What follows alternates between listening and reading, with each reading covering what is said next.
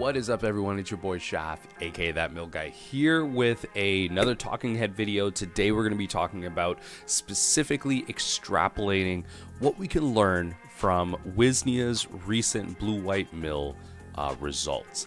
I think that in a lot of ways, I've had a lot of criticism for the deck.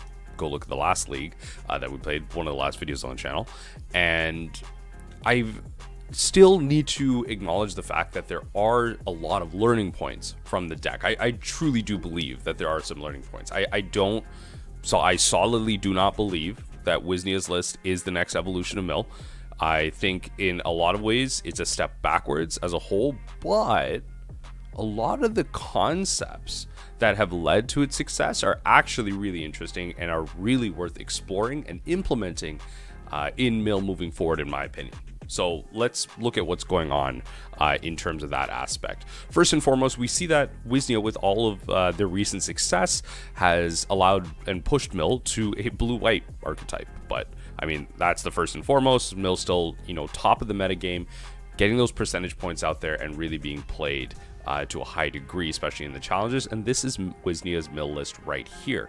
So a lot of criticisms that people have would first and foremost be using some of the flex slots for things such as consider and repeal, not playing any surgicals main board, playing way too many lands. We see Wisnia playing land counts up to 23 and 24, which isn't really that great, but I actually like a lot of the sideboard choices, and I think that's where we're gonna start some of the later half of the discussion. But I want to talk about, first and foremost, if we want to extrapolate some of the concepts from here, we have to understand, taking a step back, what is Mill missing, and what is something the archetype, or what are some of the concepts that the archetype is always trying to strive for better and solve in many ways. What are some of its downsides, keeping it from being that busted tier 0 whatever deck, that kind of 0 point that we always look for. So asking that to ourselves, I think we have 3 big points that I want to highlight. And first and foremost, it's going to be card draw. So in a lot of ways, Modern Horizons 2 helped that with the printing of Fractured Sanity, because the primary card draw in the deck was just Visions of Beyond, and we had to rely on the ability to top deck that or find that or use that in a situation where we can actually draw 3 cards with it. But historically, it hasn't been enough. It's been powerful enough, but it's not been consistent enough because there's only been 1 card. Thankfully, with cards like Fractured Sanity, we're able to now have a cycle effect that also mills, but again, it's still going to be a problem. We're not an expressive iteration deck. We are not a I don't know, I'm throwing out a card, Serum Visions deck, things like that. We need cards that hyper synergize with what we're doing. We need to play to extreme effects because we're playing on an axis that the rest of the modern metagame doesn't play on. So we need to get inventive. So again, card draw is going to be a problem. Next up, we have a density issue. So density being, in a lot of ways, because we're playing something so drastically different from what the rest of the modern metagame is doing, we have to play weird and extreme interaction spells. So cards like Surgical Extraction and Drown in the Loch that take away slots from our mill spells, in the sense that we could be playing more mill spells. There are times when Fractured Sanity is 3 mana. That is overcosted. We do want to be able to cast spells and still be able to deal with other threats or cast multiple spells on the same turn, and that's hard with the 3 CMC spells. So in terms of density, we have lost cards like Glimpse the Unthinkable and Maddening Cacophony, obviously because we have better cards now, but at its base rate, we have we've substituted 2 CMC spells for 3 CMC spells, so that becomes a lot harder to cast. And again, having higher CMC spells, having less of those because we have to play more interaction, i.e. more Fatal Pushes, more Drown in the Lochs because of how many 1-drops are in the format, we lose density in our mill spells, so we want more. Lastly, the concepts of keeping it simple. In a lot of ways, because Mill has to, again, for the 3rd, 4th, 5th time that I mentioned this so far, Mill has had to play to extreme ends in terms of interaction and play these multivariate forms of interaction and card advantage to try and keep up with the modern metagame. And I'm going to keep pointing to Surgical Extraction and Drown in the Loch. We have to play spells such as Drown in the Loch that aren't counterspelled, that both counter and kill, and Surgical Extraction, which isn't really discard or anything card advantage in the regular sense, but it's card advantage for us. It's card advantage for Mill because of the axis that we play on. So in a lot of ways, Wisnia's list helps the archetype, or points the archetype in a direction of keeping things simple, where we are playing more play sets. We're here to answer things that are commonly coming up against Mill's path. We're not here to answer the niche picks, and that might be something that's preventing Mill from really taking that next step forward, where a lot of Mill players, myself included, find ourselves in the trap of trying to answer way too many things at once when we should be trying to answer the majority, work with stats a little bit, and play to a more homogenous style list where we're playing more 3-ofs and play sets in our sideboard or even in our main deck, and instead of just working with the niches, work with the higher percentages. So going back into it, some cards that we want to talk about are Maddening Cacophony, Repeal, and even cards in the sideboard like Portable Hold to address the three things that I just talked about. So let's go right into the card draw aspect of it. The first thing that Wisnia attempted to address here, and a common card that gets played in Mill is going to be Echoing Truth. So in terms of Dimir Mill, a card that helps us answer any permanent just as a catch-all. And Echoing Truth really, in a lot of ways, is a relic of a time past, but is still a powerful card. In a world where Modern still had Lingering Souls as a playable card, we saw Echoing Truth really being powerful, just being able to get rid of multiple tokens, especially in the 4 CMC Urza era where Mox Opal was still legal. We had multiple Thopter tokens and things like that we could bounce with Echoing Truth. Repeal acts as that. We obviously don't get the ability to remove multiple tokens or multiple copies of the same card, but again, a repeal that is just one CMC, which is pretty relevant, especially when you think about a format full of tokens such as the Urza Sagas tokens and one CMC permanence that you can hit with 2, but then also replaces itself. So the card draw is what's key, which is what Echoing Truth doesn't have. And finally, 2 of the other flex slots are used for something like Consider, which in a lot of ways is card selection, and the graveyard being really relevant with us being a Luro style strategy. We can put cards in there that we don't want to hit, and you get into some of these niche scenarios where you can fuel your graveyard with things. Obviously, this list isn't playing that, but Consider can be really powerful when you're playing with something like Crypt Incursion. When you put a creature into your graveyard, you might be able to crypt yourself in terms of a matchup that may only be attacking you with tokens, and you need some way to gain life. I don't know. I'm talking about niche scenarios here, trying to give you the floor and the ceiling at the same time here. Consider, obviously, in the Murktide list, you already understand that this is a very powerful Magic card in terms of the card selection it provides you and the utility of the graveyard. So again, I think this is a really interesting aspect to trying to provide more card draw and velocity to the Modern Mill strategy. Next up, we're talking about the density that we addressed, where there aren't enough Mill spells. So Wisnia's list is playing the 8 Crab package, the Tasha's Hideous Laughter, the Archive Traps, the Fractured Sanity, and as well playing 3 Maddening Cacophonies. And this is in another way to address the density issue, saying that the aspect of it, which I don't agree with, saying that we shouldn't be interacting with the modern metagame, but on the aspect that I do agree with, we should be milling more. So there are things that I do like and again don't like. I do really agree that push the fact that we should be interacting with the modern format. If you think that you can drag race in Mill, you are wrong. The point where modern Mill should be drag racing, the point where we can actually just shoot people in the face with Mill spells, that's going to be the point where modern Mill needs to get banned. We need something banned, and we're probably a tier 0 deck. Right now, we aren't that powerful. We should be slowing down. We should be interacting, but the concept of playing more Mill spells is actually really important, because in some ways, people might argue, why draw into the Mill spells what we have when we could just be playing more Mill spells? And I think that statement has some pluses or minuses in it, but again, Maddening Cacophony, a card that we left behind but did play for a little bit over Glimpse the Unthinkable, because not the kicker, which in a lot of ways can seem like flavor text, has the ability to get around hexproof effects. So not many people are playing Leyline of Sanctity anymore. They are at the LGS level, but in a competitive sense, in a modern league, at a higher standpoint, people aren't playing Leyline of Sanctity anymore. It's not a useful Magic card.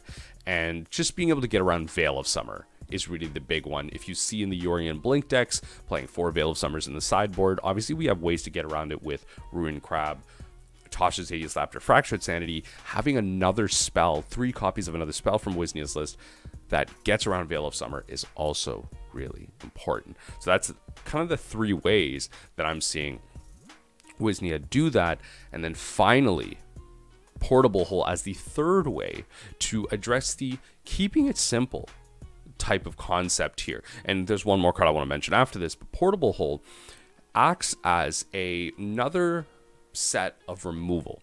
And it's a card that also works with the Lures of the Dream Den long game plan. So that's another reason why I like it here. So it's a card that acts as a prismatic ending substitute in a lot of ways, where you acknowledge the fact that the modern metagame is pretty low to the ground. Some of the threats that you want to hit, such as Utopia Sprawls or Colossus Hammers, Ragavans, you want, hitting the mana fixtures out of the blink decks, hitting the threats out of the aggro decks, things like that. Portable Hole is able to do that, and you play 4 copies of it in the sideboard in Wisnia's list, as again keeping it simple, addressing the fact that there are a bunch of low CMC permanents that are a problem for Mill. So if you're playing Prismatic Ending, play the next best thing as well. Play all copies of Prismatic Ending that you can. You have Portable Hole, and again, a card that you can put into your graveyard with Consider if you wanted to, and then if you have that Lurrus out in the battlefield later in the game, when you play the Consider, you might have been looking for a mill spell, and then later in the game, the mill spell didn't work out, you got Lurrus out, you can replay the Portable Hole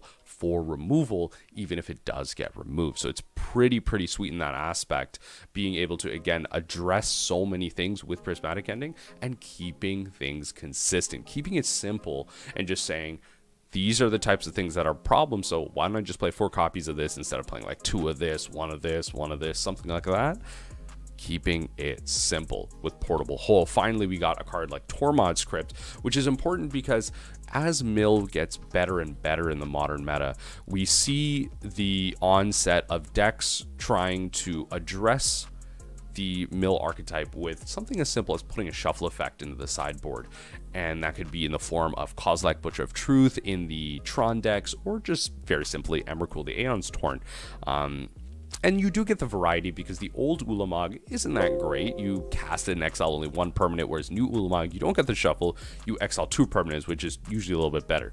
The Kozilek is great in the Tron decks because you get the draw 4 off the cast, so it's actually pretty applicable on curve. And then obviously Emrakul is just going to be great as just the OG shuffle effect, so that's going to be great there. And of course, if you get the chance to cast it, all the protection, the Annihilator, everything, obviously a very common reanimator or card that you're going to put on the battlefield from your hand. But Tormod's Crypt is going to be a great way to add to the Soul Guide Lantern effects that Mill needs to play. So Wisnia is playing 4 Soul Guide Lanterns along with copies of Tormod's Crypt to just say, okay, graveyards may not necessarily be a problem in Modern in a traditional sense. So graveyards right now aren't a problem in the sense of people are using them as an extension of their hand like Dredge players would.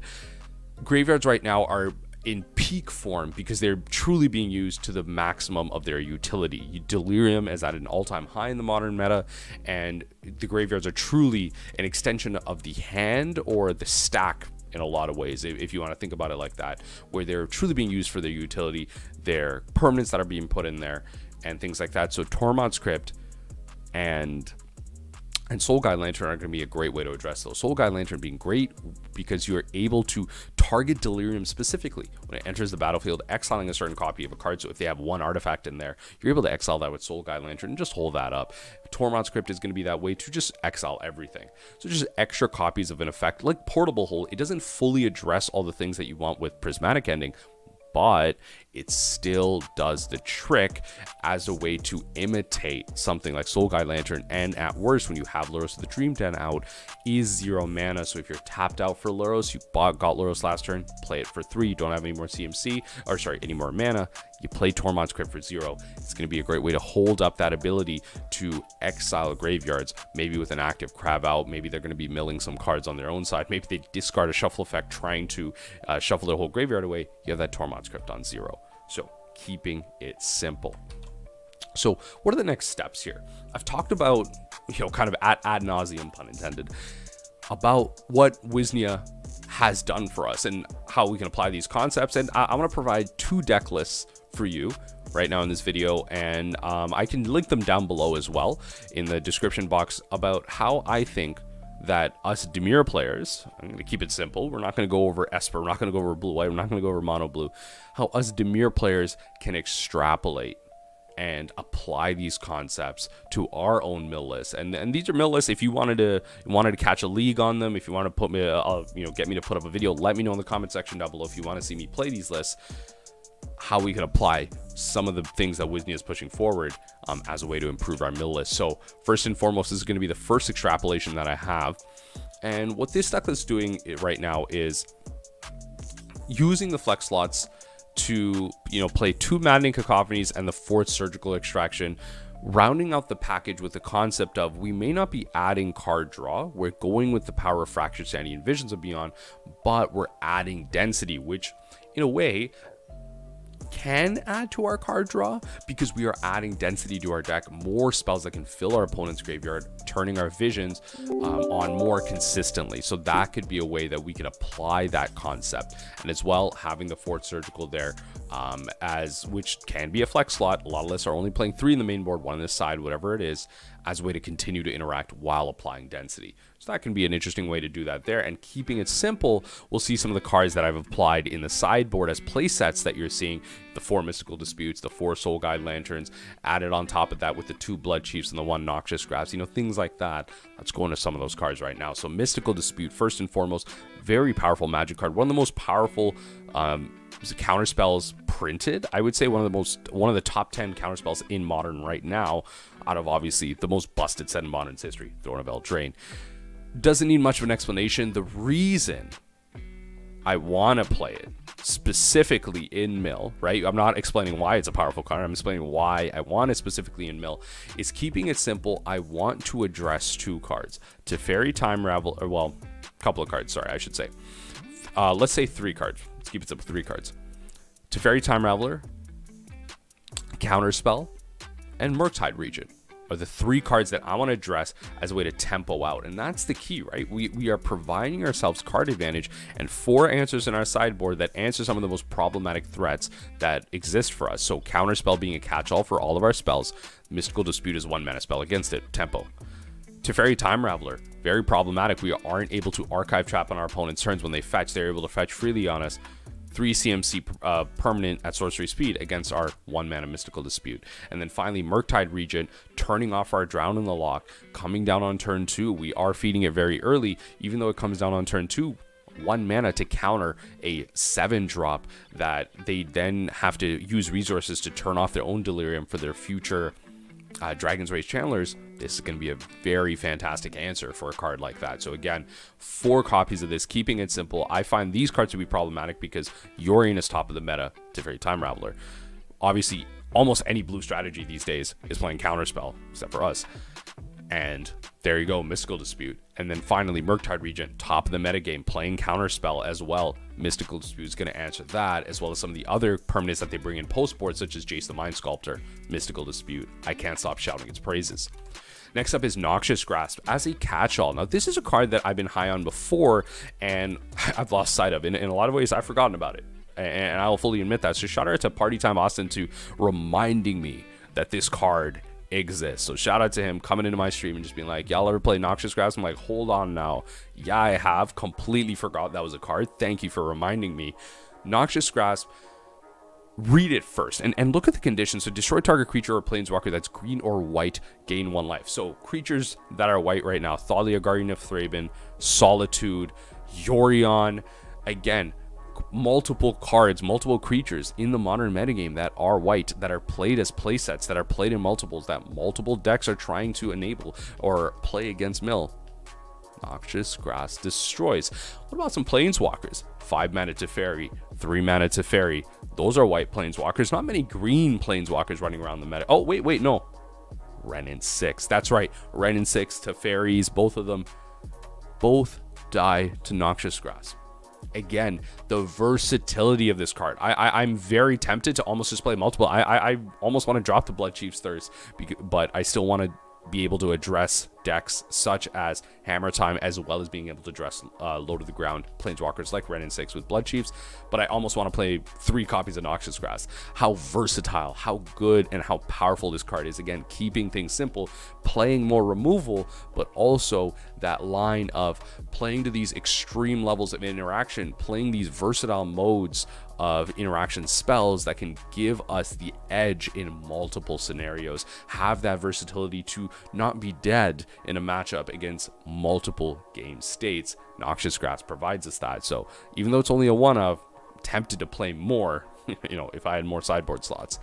Next up, this is the next version of the list that I'm going to provide to you. So this one is going to be analogous to the list I'm playing right now that I'm pushing in my sideboard guides for Mishra's Baubles in the main board.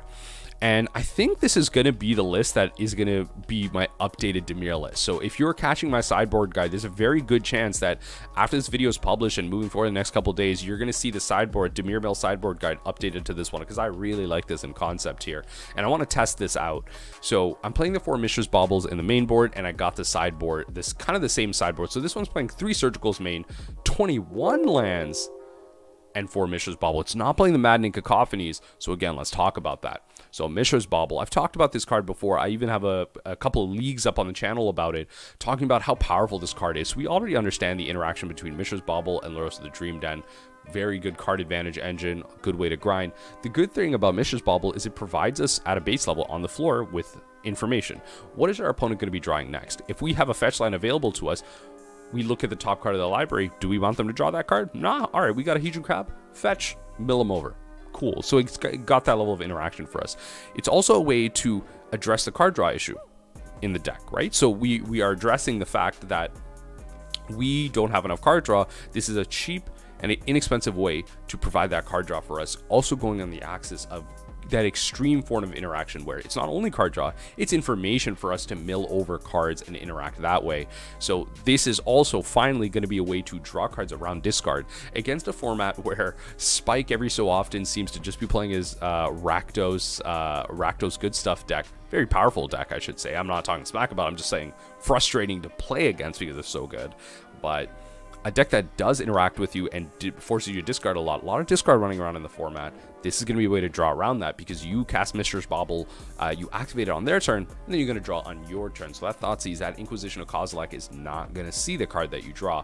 So that's going to be pretty sweet in that aspect. So Mishra's Bauble addressing the card draw aspect of it, and also in a small way addressing the keeping it simple type of thing. Let's just draw more cards, let's just gain more information, let's just use our slots as best as possible, allowing us to keep these 1 land hands where we have 3 Mishra's Bauble. The chances are we're going to find a land, so that's what Mishra's Bauble provides us. And in a lot of ways, that's really where we're going to end things off. There aren't many other cards that I want to address, and I think before I should end it, actually, let's head back to this list. So that was the last card I wanted to talk about, but even in the sideboard, just going over it as a whole, still the 4 Mystical Disputes, the 4 Soul Guide Lanterns. I'm playing 2 Extrapolates instead of 1, whereas the previous list, if we kind of head back, I'm playing the Noxious Grasp in there as well, along with the Soul Guide Lanterns, but that's because I got the 4 Surgicals in the main. So if we pop back here, 2 Extrapolates to make it so we still have 5 Surgical Effects. We do want to make sure we are addressing the combo strategies, such as Belcher, and the big mana strategies like Titan and Tron. So we have those aspects there, but also still playing with the 4 Mystical Disputes, still playing with the 2 pieces of removal spell here, the extra additive on top of Fatal Push. So we're still going with the aspects of keeping it simple. But ultimately, these are the type of deck lists that I think could be able to use what Wisnia is talking about. It may not use his list specifically, because I don't think that list is good at all, but the concepts in that list allowing us to evolve as a strategy and it's really just rejig ourselves. Maybe we've been in a very stressful work life balance not working out, do a little bit of meditation, get zen, bring it all back to center. We start realizing, let's go back to our roots. Let's not forget some of the concepts that Mill has been pushing for so long. We might have lost our way a little bit. Let's bring it back. Wisnia is here to maybe not show us how to play Mill, but what we should be doing instead in terms of some concepts. So let me know what you thought about the video. Let me know what you think of the list, and what you think about Wisnia's list in general. Do you think that I'm wrong and Wisnia's list has some merit to it? try and convince me down below? Or do you think that some of the concepts are actually pretty solid? What do you think about the list? Let me know again on the comment section down below. I'll catch y'all for the next video. Remember that even the impossible is possible, and as we ponder that thought, I hope you'll join me next time as we take a glimpse into